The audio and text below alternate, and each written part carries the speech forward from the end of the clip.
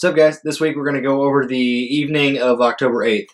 It was a great afternoon to be in the woods with a cold front moving through most of the Midwest, and there was a lot of movement, and we had a couple good hunts, and we'll start off by sending you over to James in Illinois. We're here in Illinois. Archery season opened up just over a week ago. It's been pretty tough hunting here the first week. Temperature's been in the mid 80s. It's kind of cooled off a little bit today. We're gonna hunt a property, holds a nice little group of bachelor bucks early on, and we've been getting pictures of a pretty nice 10-pointer, mainframe 10 with a split G3 and some trash. We're gonna try and get set up on him tonight. It's been pretty dry here the last couple of months. A lot of the water in the creeks have kind of dried up, but we've got a creek system about a quarter mile away. It's still got quite a bit of water in it. Where we're at, the deer are kind of bedding out in the middle of a field along a drainage system, and they're kind of funneling along this drainage system down to the water in the evenings. We've got standing corn on one side and a clover food plot on the other, so hopefully we can catch them heading down either to the creek or maybe coming down for a bite to eat this evening.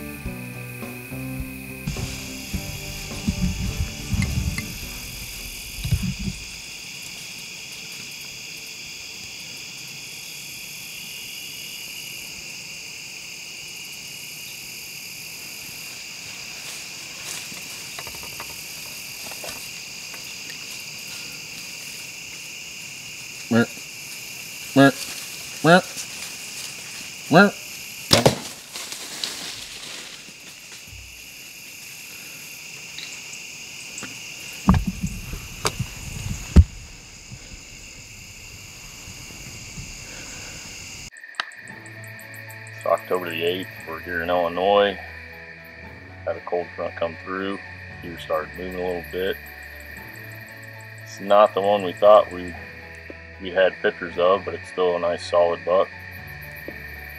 We're gonna go home happy tonight. So that was a great hunt. As you can see, couldn't quite get the deer stopped in frame, and that's fine. We're self-filming. This stuff's going to happen.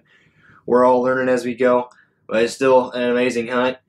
I know he was a little bit disappointed because he had thought that the buck was a different one that they were after and misidentified this 3.5-year-old for an older buck that they were after, but it's still an incredible buck and still a buck to be proud of for sure.